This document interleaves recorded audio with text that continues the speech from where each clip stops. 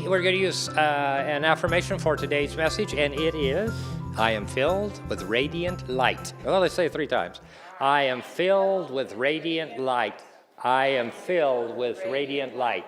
I am filled with radiant light. The question this morning, do I have spiritual control of my mind, body, and affairs? This past week, I was talking with an indirect employee. She has all of the things that she needs, and she's in a very good place in her life. But like all of us, different aspects of life seem to overwhelm her at times. And so she's become a person that I talk to on a professional level, and then I talk to on a personal level a great deal. And so last week, she was just devastated one more time. And when devastation comes to her, she just becomes so consumed in that devastation of whatever the event or circumstance was or is. But this young lady was upset, and she was actually crying about some events that had happened in her life. And in the process, she said to me, "What is wrong with me? What is wrong with me?"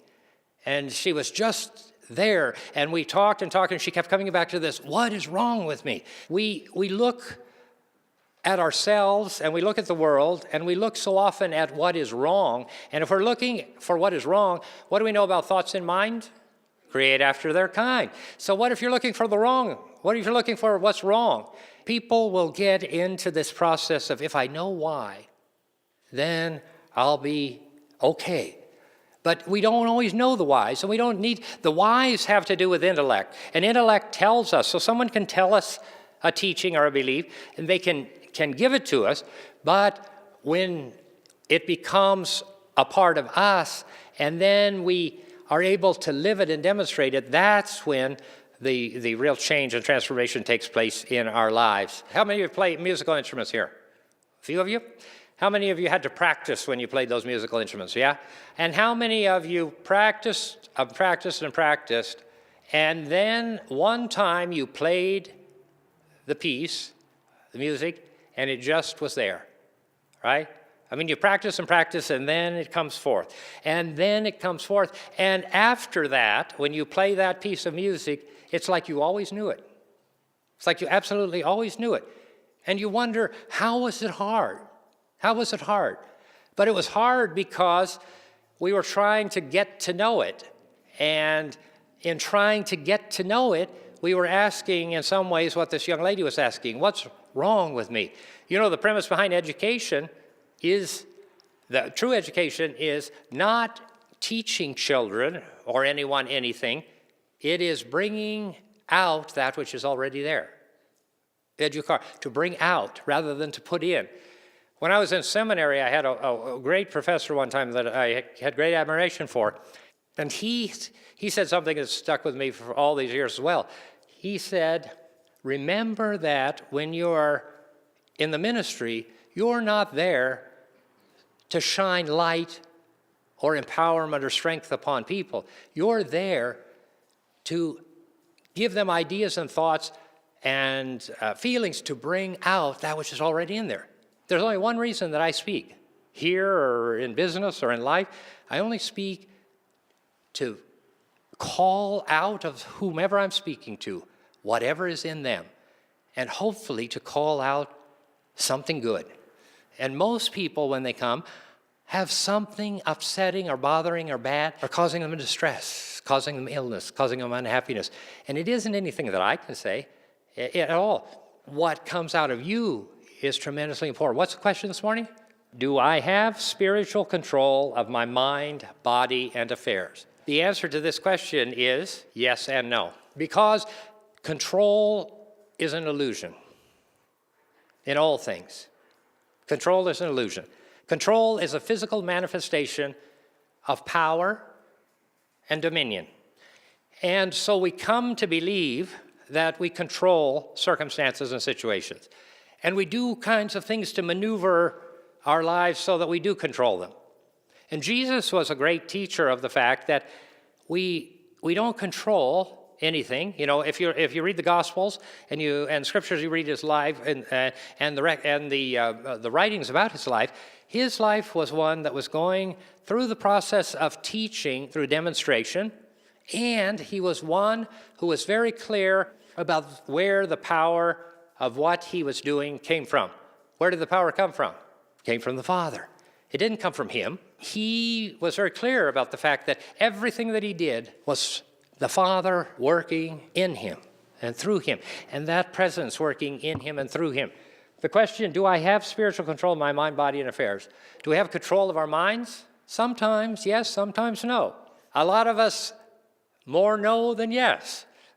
But that issue of control, what is control? What did I talk about? It is a demonstration of power. We have power over our minds.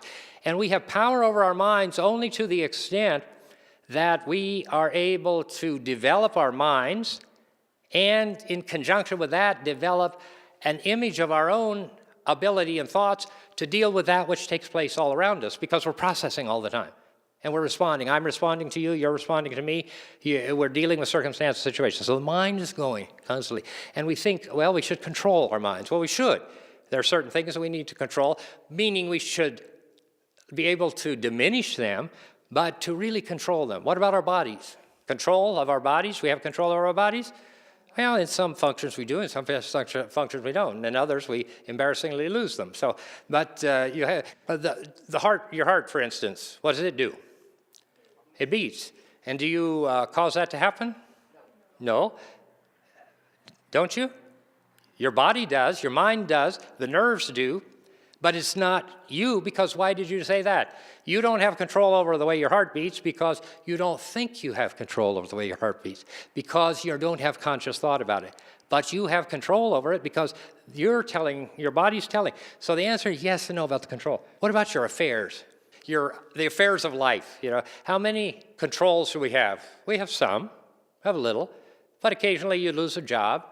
Occasionally a relationship ends. Occasionally a new one begins. Occasionally, children misbehave. Occasionally a vacation isn't much fun. And other times it is. So all of our affairs. So do I have spiritual control of my mind, body, and affairs? Yes and no. The answer is the no in terms of the control has to do with the fact that there's no need. Now there's responsibility, but there is no great need for total control. And why is that? We in our conscious or unconscious mind and life control things in ways that are none of our business, and we get into those things, and because of it, our minds and our bodies and our affairs are not in spiritual control. The spiritual control is there, but we haven't let it come forth. We haven't let it come forth. It was just like if you're seeming to have an illness or a disease, or you're not feeling well, and someone says, "How are you?" and you say, "I am perfect, spiritual, and divine." And they say, "No, really, how are you?" Because they want to convince you that, no, you're really sick. This young lady, the answer to her question, which she said, "What's wrong with me?" I said to her, "Stop thinking about what's wrong. Start thinking about what's right. Don't try to think about what's wrong. Who cares what's wrong?" And you come back to this, what's wrong, what's wrong, what's wrong? What's that going to do? We're going to take more control so that we can keep from doing what's wrong, so that she can have the results that she wants. Just let whatever is right come out. Because if we let whatever is right come out, it will. Because we are perfect, spiritual, and divine. We are perfect, spiritual, and divine. Do I have spiritual control of my mind, body, and affairs? Yes, I do, but I don't demonstrate it. Because spiritual control has to do with giving up control. Now, it's not giving up responsibility. We're not talking about that. You can't be radically illogical about this teaching. But what you can do is understand in the midst of every circumstance or situation, if we allow that which is true to come forth. If we allow that which is true. When you have a problem, when I have a problem, when we have a misunderstanding of life or ourselves, when we're in the midst of something that creates turmoil, whenever we're sick or dying or whatever it is that comes into our being, if we just would come to the point of understanding and realizing fully and completely what Jesus Christ said and what your heart and mind will say to you, and that is that you are perfect, spiritual, and divine. And if I can just let that come forth. And what happens then? You have to give up control. You have to let go. And the other thing you have to do is you have to stop asking why, and you have to stop analyzing.